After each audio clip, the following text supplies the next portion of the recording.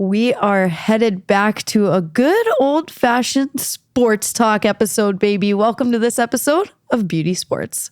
Doesn't matter if you're an athlete, parent, coach, or just a fan of the game. Everyone's welcome at Beauty Sports, baby. Let's go.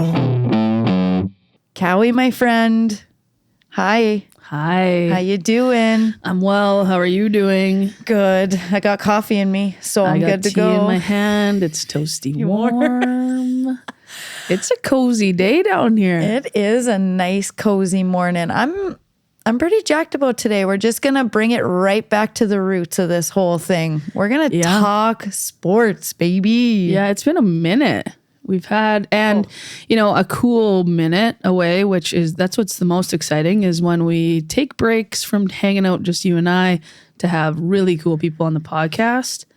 But it's been I'm going to throw out here 4 or 5 episodes for sure since you and I sat down together. So this will be good. Yeah, this will be awesome. And you're right. You're right. Taking and hearing different people talk and different perspectives and seeing what's going on in the world. It's a good reboot, you know what I mean? It's good to see so many great people doing awesome things in the world. You know what I mean? All in the name of women's sports. Yeah. Yeah. So no, I'm happy to sit down and just chat sports because, as we were sitting here before we press record today, it's there's a lot. Oh, baby. There's a lot to talk about. We certainly won't get to it all today, but for those of you who follow along with sports in terms of whether that's on Instagram or Twitter or websites, or we know it can be tough to follow, but there's not been a lack of things happening when it comes to women's sports. No chance. But before we get into all of this craziness, we had Anastasia Busis on the episode last week. Yeah. And as I'm going back through the episode, never guess what I forgot. Plug socials. Should have said, isn't this your job? Friend? Yeah. Oh my I know, we need to practice that for you. Ooh, baby. I'm okay, good. Good thing Cowie's back because now we can actually plug socials. So before we get into everything else, if you haven't already, you can find us over on Instagram at Beauty Sports Talk. You can find Addie at Addie Miles Abbott. You can find me at Cowie14. We would encourage you to engage with us either through social media or another way is to go to wherever you listen to this podcast, whether that is Spotify, Apple Podcasts. There's a handful of other apps.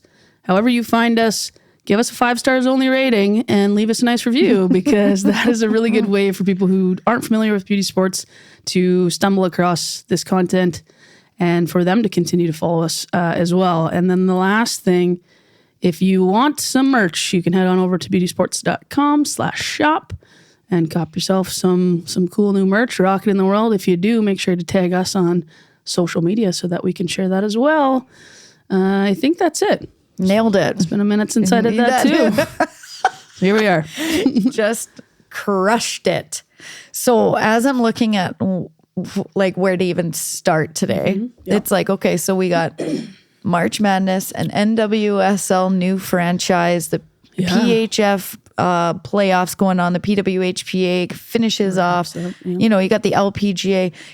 There's just a couple of topics going on right now. And one of the things for me,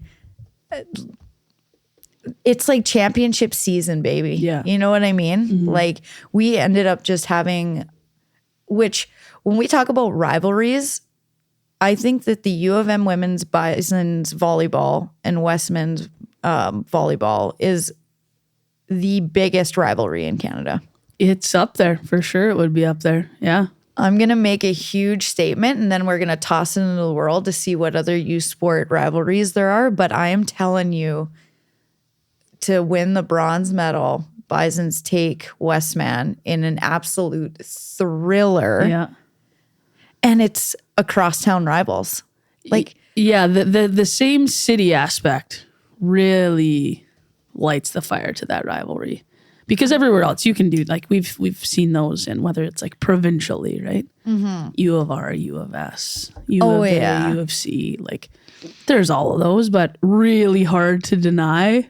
Same city. Like we said when Emma was on the podcast, like you're at Stella's for breakfast with people that you're playing against because that's the whatever it is, right? Yeah, it's funny because you say it like an absolute thriller, but then it's like my head went to or an absolute heartbreaker. Oh yeah. Oh, depending on what fan you were or what athlete you were, that's a hard one. That's a hard one, especially with the Duckworth Center being what it is and being that iconic building that, you know, they take. Oh yeah, and losing. Oh my God, my head. I can't even handle it. But there is just no denying that women's volleyball in Manitoba is unbelievable. Yeah, and their coach, the Westman coach, won Coach of the Year. Let's go. Which is very cool and very deserved. And Emma spoke super highly of him too, right? So that's fun to see. But yeah, so that means the Bisons are off to nationals now, right? Yeah, yeah, huge. Oh man, that's a lot on the line. That's a lot. Because we went to before that game, we went to the one game at Duckworth where the Westmen topped the Bisons and in pretty solid fashion. Yeah. Oh yeah. Like it's one of those things of like, it's just the team. Well, I guess you can't even say that in this like they're just so evenly matched. They're so and like she said, matched. Volleyball, like if you're on, you're on. If you're on, you're on. That's right. That's insane.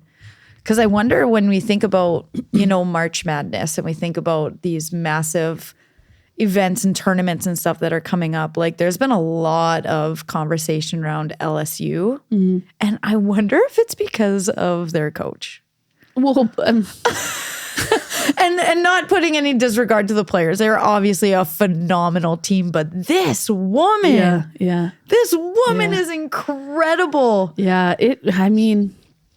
Coaches, you think about your history of sports and like in your mind, coaches are like, even here in Winnipeg, as the Winnipeg, you know, Jets franchise in the NHL, like you think of Coach Bones and it's like people wait. It is such a huge part of sports, that coach interaction. And when you miss it, right, I think that's when we notice it more is when the coach is a dud. Yeah. They're stuck in the media and they're not relatable to their players. And it's like, wow, no one wants to follow that. Because Kim Mulkey is so unapologetically herself in every aspect of like, now it's all about like her clothes and what she's wearing to the court. Like, oh my God, I can't even. So everybody, especially for social media and the glare and the whatever, I think everybody always is watching what she's doing, which I think is brilliant. Yeah. Well, we saw it like Don Staley. We saw, did you see Gino doing the gritty? That's with right. his group on Instagram. Like, those iconic coaches they're just so impactful. Yeah. Oh yeah, that's right. Because that was Dawn Staley. That was their big thing last year. Everybody wanted to know what she was wearing. What's her fit? What's your fit? What's going on? Yeah. So Gino rocking it. So he's doing the gritty dance in the middle of his players, and he's like an old man. Yeah. Oh yeah. It was good. It was awesome. We got to put our brackets together. Oh gosh, yeah. Mine stunk last year. Can't get worse, honestly. Like, I got to change my mindset and just take the odds. Take that. Stop always trying to be the bracket buster and be the one person that rebel. picks the odds of 0.2%. Because even like, oh yeah, because who was your ride or die last year? Louisville. They went like, far. I'm in. Went far. Yeah. They did well, but yeah. I'm in. I'm banking on this. Yeah, I should just take the odds. Oh, I never do that. Like my life is not taking the odds. No chance. So yeah, it's like, who are you guys taking? Okay, I'll take that person over there. Exactly. Let me dust this person off and make them a something. Yeah, it's just like in my nature not to be on the odds, but here we are. Yeah, I love it because even like going through what looks to be the first round. Jesus. So it's like, it's going to be super fun. I love this time of year. Everybody loves this time of year. Do we know where it is? I don't either. I have no device in front of me either. So. Because that was just a little refresh, a little recap for everybody when we were talking about this last year. Cowie and I tried to go because it was in Minneapolis. Yeah, and she was sold out and expensive as heck. She was, and which made us sad but happy at the same time. Yes. Well, and also it probably wasn't as expensive or as sold out if we would add our shit together. But we tried to look last minute, and then on that note, that just like struck a little bell in my brain of the Canada WNBA game is sold out. Sorry, what? Sorry? The Toronto WNBA game is sold out. Yeah, I know, right? That's so big. And that's like 2 weeks away. Addie Toronto for stepping up. March or May? May. Oh, yeah. Yeah. What starts in March? Oh, NWSL is. NWSL. Right. That's what I mean. There's so much going on. We're getting our dates mixed up. I know. Because that was one of the testers, right? Yeah. Are we going to be able to sell tickets in Toronto to make a franchise worth it? Mm-hmm. And not only that, they sold the place out. Yeah. There's going to be jerseys bought. There's going to be crowds. Yeah. Addie Toronto. That's huge. Agree. That's amazing. I'm still thinking that we should go. To Toronto? No, not to Toronto. Like to the sold out game. To the where there's zero tickets left. You want to fly to Toronto to try and cop a ticket on the sidewalk. Yeah. And we end up in jail. Yep, a couple scalpers. No, because they go from Toronto right down to Minneapolis. That's right. The Lynx. Yeah, it's back-to-back game. Yeah. Weird. Their home opener, their season opener. I know. So that's like where... Are you less of a Chicago Sky fan this year at least, though? I don't know what to do with all of this information. Courtney Vandersloot, like, because we can talk about WNBA basketball like for days, because let's get real. They crushed. Yeah. They crushed this trade signing off-season madness that they put together, and they signed the only Courtney Vandersloot, who's my favorite player off the Chicago Sky. But I love Kalia Copper. I don't know. I think I'm a Chicago Sky fan through and through, but a little. I'll get a little flair in New York in me now. Yeah, I feel you. NWSL too, starting like. I was thinking about that. So it is by the time this hits your ears, it'll be the 14th of March, 15th of March, 14th of March.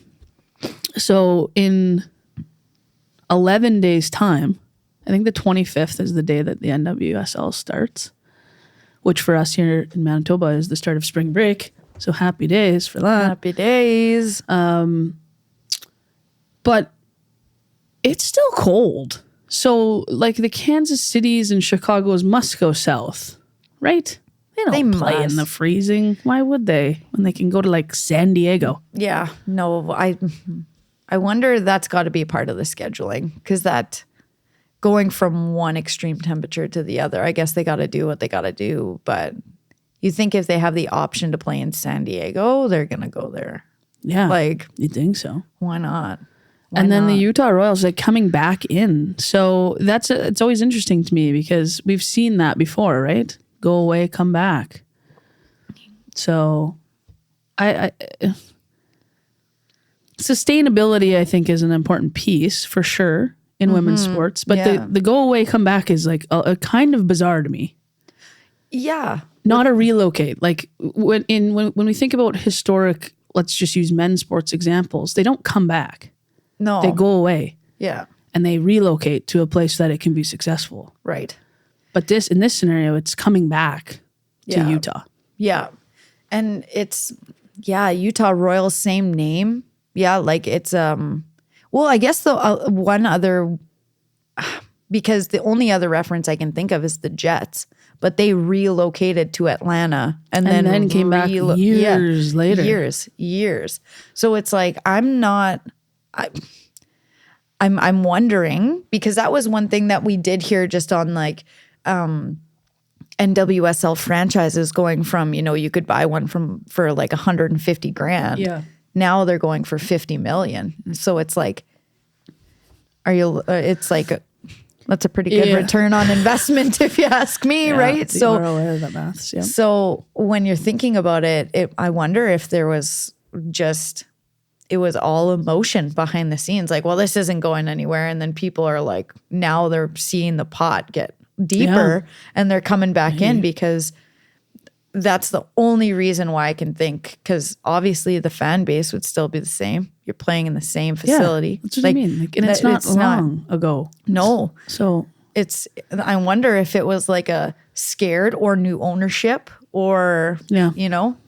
I would assume from an outsider perspective looking in that it would be money related, because. Oh, yeah. You got to assume. Yeah, I agree. Yeah. And interesting too of, I don't think we're going to spend a ton of time, or I don't really want to spend a ton of time on Canadian women's soccer team, but interesting for just those players in general too, because a lot of them live within the NWSL in their seasons, and you have to be under a rock in this country to not have heard that they're in a battle, and looks, feels similar to what the U.S. women's national team went through. Yeah. Man, that was a long road for them. We've seen snips on CBC and CBC Sports of it's really Janine Becky, Christine Sinclair, Quinn. Like, there's a select group of them that are the voice and face of this push of Canadian soccer for equity and equitable pay. And they have been, it's unique to me in the sense of they're at the highest high they've ever experienced as a national team. Coming off of a Olympic gold medal, I think Canada hosts the World Cup in 2026. Ooh, I'll fact check because I'm not sure. And so, you're at an all-time high in terms of the athletes that we're producing and the product that they're producing on the field. And they're at, or what appears to be from an outsider perspective, an all-time low in terms of support and funding from our National Soccer Association. So they took it to Parliament. They've been speaking in front of politicians now, trying to make moves here on how to be supported and how to continue that journey, because they're walking into a World Cup shortly as well. Yeah. So yeah, it's one of those things where I keep on going back and forth of the, like they're doing what they feel they need to do to be respected because they have earned it. They have exceeded all expectations for women's soccer in this country, hands down. No questions asked. And then it just still blows my mind that we have to have this conversation. Do you know what I mean? Yeah. Like, you're right. Like, getting into the nitty gritty of it is not our job, but still in the same token, it's like, holy man, like having to go and take this to Congress. Yeah, like, what are we talking about? Like, it drives me bananas. Like, these women have won, and like they went in to the Olympics. They won bronze, which was historic. Yeah, and then topped it. What? Yeah. And then they're like, we don't know if we can do this. It's like, give me a break. Yeah. So, part of this like feels still relevant in terms of the turmoil that Hockey Canada has experienced. Yeah. And our government putting in dollars into sports in this country. And, you have a hard time, even as a hockey person, you have a hard time not saying, well, if hockey can't do it right, then give it to soccer. Yeah. Because they're clearly doing it right as athletes. But then you look at our women's national team for hockey and they're doing it right as well. So you can't you can't split the pot. The pot needs to get bigger. Yeah. And it's on the backs of what we've seen at rumblings of a Canadian women's professional league. And we saw that come out earlier this calendar year. Maybe it was late last calendar year. I can't even remember now.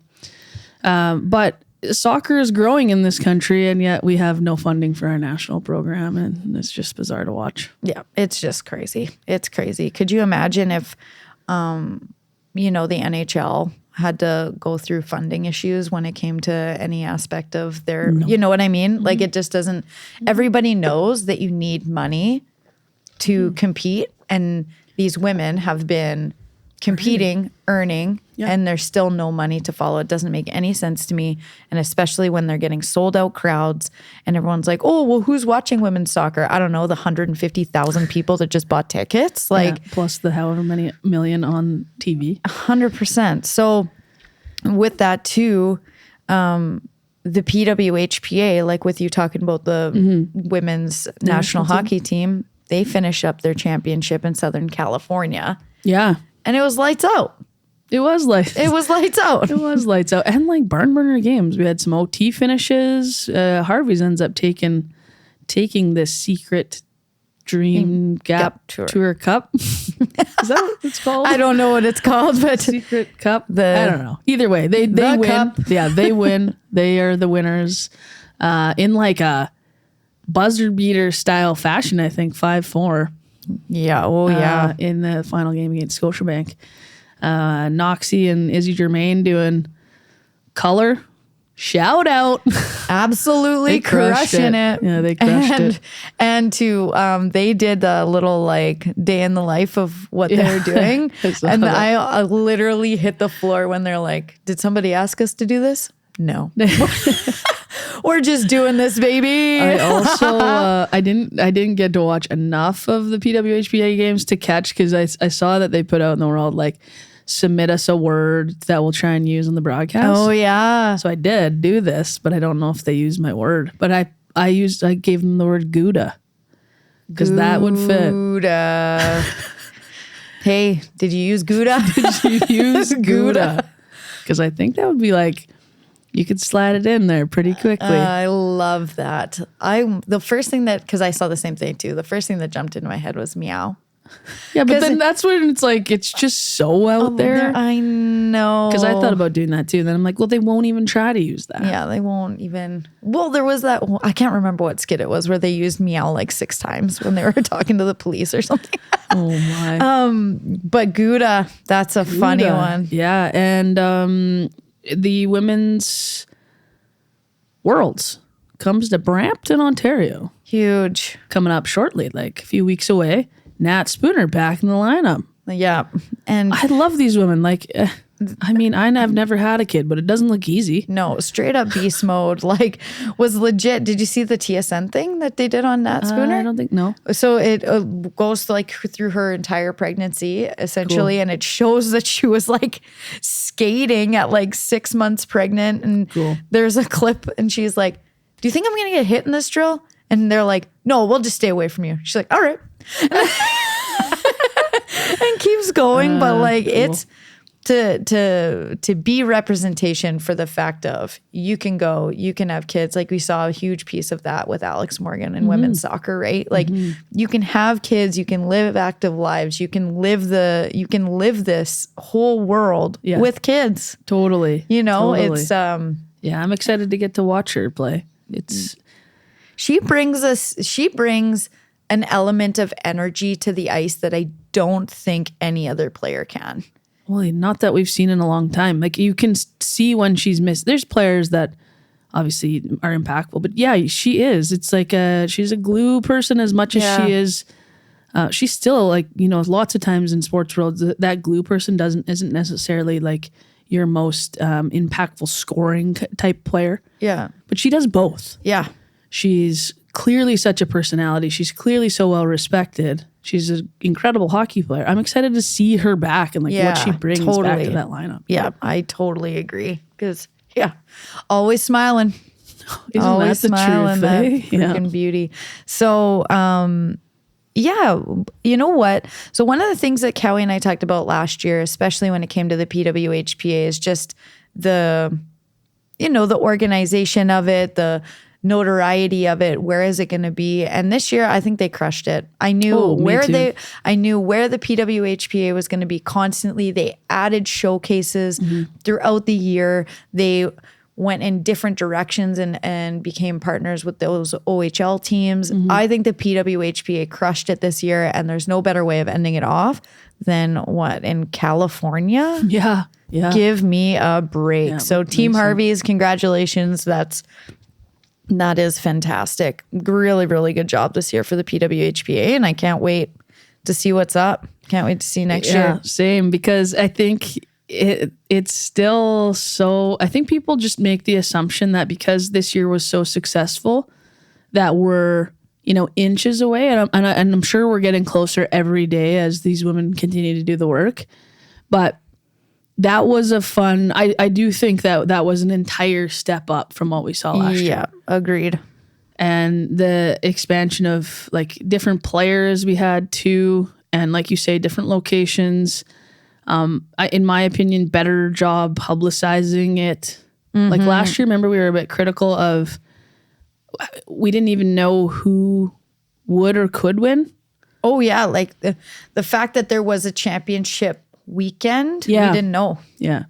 So yeah, they're well on their way. I'm excited to see. I mean, women's hockey always continues to bring me much anticipation. Yes. Especially as we still have the PHF and they're rocking their own way. They are cruising. So, the two series that ended up happening are the Minnesota Whitecaps versus the Boston Pride and the Connecticut Whale versus the Toronto Six. So they start their series on March 16th.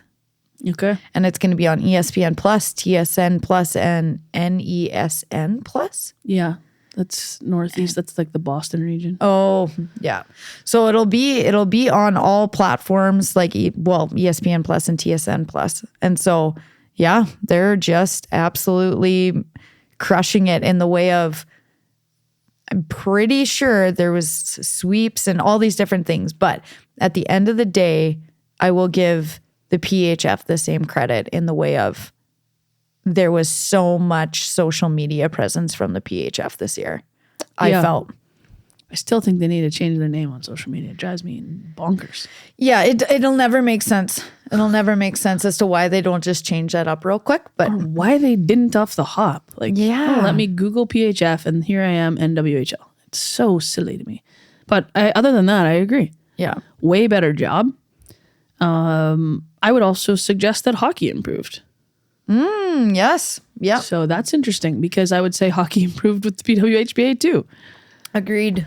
And maybe that's maybe more consistent roster lineups. There was a bit of trading like in the PHF, but it was a full 2 complete seasons after the whole COVID thing, right? Where they were able to continuously build without breaks. Yeah. So it's like you can see how big of a difference in a big impact that makes when they can build off of each season. Because if you have to take breaks all the time, it's really tough. Yeah, and we saw, again, moving the needle with the PHF in terms of contracts this year with Daryl Watts signing I think it was north of 100K, right?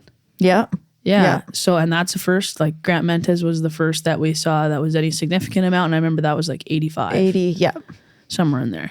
Yeah. So a significant bump for them in terms of pay for their athletes. Now that's an exceptional contract. Yes. That's not everybody's contract, but it's moving in the right direction. And I just hope that conversation is talked about a lot because she even went on record saying like, I didn't want to tell anybody, like whatever. And they're like, no, you kind of have to. Yeah. You have to get it out there. You have to tell people how much you're making. So I think that is, that's a really big one. And then you wonder where it's going to go with, especially with the Toronto Six and Sammy Jo Small being their GM now. It's like, that's a very connected human being behind these women, right? So A lot of really cool things. Yeah, and we're seeing again. We're left with more questions than answers, but we'll continue to follow along. Of when you see both groups finding success, Yeah. it really makes it hard to believe that we're getting closer to one. Mm-hmm. And ultimately, that's where we need to be. We've talked about it. Like, you need to have a supporting structure that allows you to compete to make it to becoming the best team or best league in the world. Yeah, because it's so funny that you bring that up right now, because my next kind of topic was going to be, because both of them are portraying partnerships with the NHL. Mm-hmm. So it is very, very interesting, because I was going to read this out to you, because the two semifinal games are best of 3, right? But then whoever the winners are will play for the Isabel Cup in a single game championship in Arizona in partnership with the Arizona Coyotes. So it's at Mullet? Yeah. And OVG 360, whoever that is, but shout out. But yeah, so you go from a best of 3 series to a single game championship. And I wonder if they did that just because they wanted to have partnership with the NHL. It works in the NCAA. It works, you know? Mm-hmm. It just feels a bit gypped. Oh, like, that's where it just doesn't feel like the elite class. I mean, but the PWHPA just did it as well. And it's just a single, yeah. But it does, like, playoffs, you're supposed to have this ability to go to 7. Yeah. Like take it to 5, like whatever that is. The suspense of it being like, this could be the night or it could not be the night. It makes people want to tune in. But then I guess maybe a single game fosters that as well. Yeah. It's do or die. Could be the night for somebody. It is the night for somebody. It is the night. I want to tune in because it's do or die. Are they going to take it? Maybe the single game does that as well. Yeah.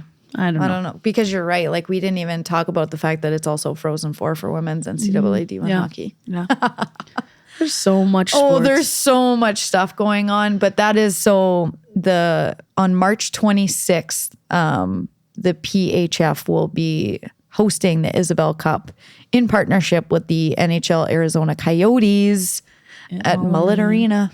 Mullet Arena, let's go. So they're both taking the approach of, let's get these players to cool places to end off their seasons, to say thank you in some way, shape, or form. Because I wouldn't be complaining if they're like, oh yeah, by the way, if you win, you go to Arizona. It's like, sign me up, pal. Sign me up. Yeah. Let's go play some hockey in the desert, baby. Yeah. Yeah. Interesting. Hockey, man. It's still just is a bit mind-boggling to me. Yeah. And I just think in general, I think hockey, like we've said it before, hockey just lags. And this is not unique to even those. I think we could be critical at a provincial level, at a national level, at a professional level. Yeah. That we are lagging. And so I continue to wait for the evolution of where is this going and when will it get there. And it's funny because there's, I spoke at a presentation or whatever, and that was one of the things that I talked about is like, everyone talks about breaking the glass ceiling. It's like, when are we going to start talking about like not having a ceiling and not needing to break it and it just being normal? Because if you're constantly telling kids, you need to break the ceiling and you need to get through it, it's like, then what are you saying without saying it? You're saying that you're not getting the same. You're not the same. Yeah. Whereas if there is no glass ceiling and it's like, no, this is just life. Compete for what you want. Let's get after it. And everybody just treats everybody equal, in my this brain. Utopian world of, I agree, but that's the part is that we need to, like, you only get to that point when you get rid of all the firsts. Yeah. For sure. When you're the first to do this, when you're the first to do that, when you're the first of your kind, when you're the first, the only way it becomes quote unquote normal is when the firsts are all gone. Yeah. Yep. And you'd think How many more do we gotta go? How lots. many more? Yeah, I know. Like, geez. Squash. We know that Alicia loves squash. So It's squash season, baby. squash is coming. Canadian Women's Open is also in that same time frame. So that start of March, that spring break time, for those of you listening in Manitoba, if you want something to do, there's lots of sports on TV. Lots of squash. There's hockey. There is, all the things. The NWSL and the Canadian Women's Open, which squash did a fantastic job last time around of making it super accessible to watch. So if you are a squash fan or you want to become a squash fan, the Canadian Women's Open is, I think, the 26th to the 30th in Toronto. And I think we might see the return of Danielle Letourneau after a knee injury. Yes, I think that is. So that would be exciting for her. Think about having, like, an injury in itself is crazy, but having a knee injury in squash, No, thank you. I feel like because she's obviously a professional athlete and this is what she does and her training has been through the roof, but the mental side of it, I feel is just It's a 10x. really high impact. Yeah. It's a super high impact sports, transitions. Yep.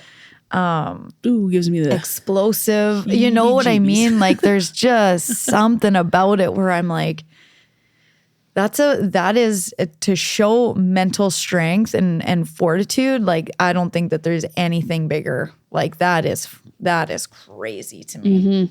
Yeah. So I'm Nuts. excited to, I hope we get to see her come back. I hope we get to see her take the court and compete on home soil, and that would be really fun. And we're gonna get Danielle on the podcast one of these days. Just gotta figure out when. Gotta get that girl on the podcast. Absolutely. Yeah. So that'll be fun. Just a quick shout out, going back to hockey here for a second.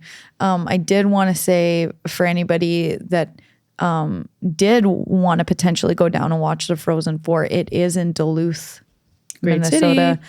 Great hockey city. Yeah. Great city. Great It's arena. going to be unbelievable hockey. If you need something to do during that time, what is this? We'll see. Probably spring break. It's 100%.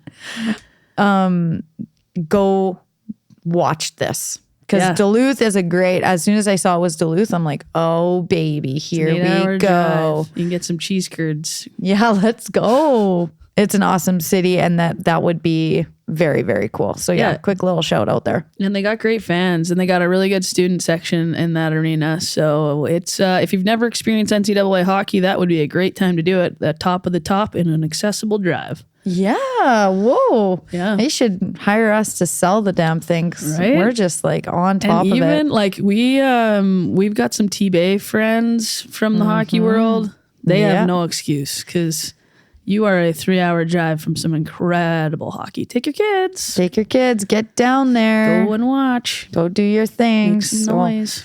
So that was just like what, a snippet?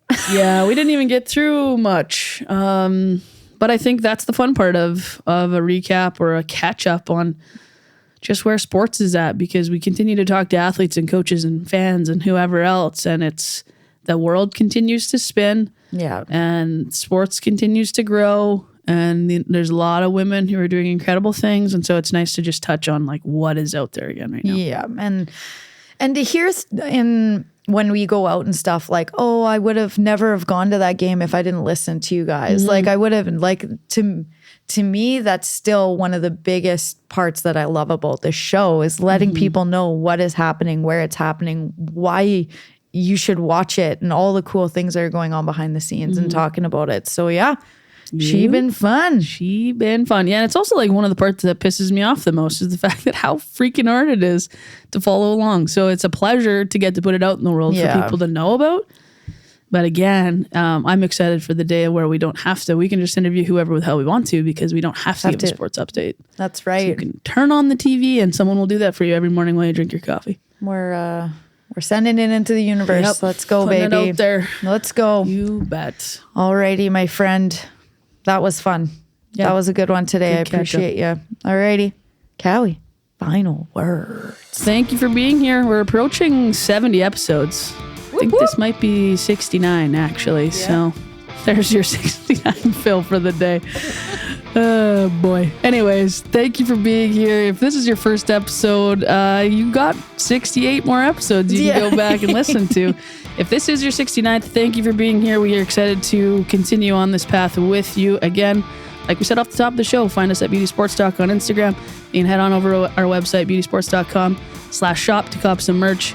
And make sure to leave us a rating and review because we appreciate all of that kind of feedback. So thank you again for being here, Ads. It's been a slice. Thank you all. We'll see you next week.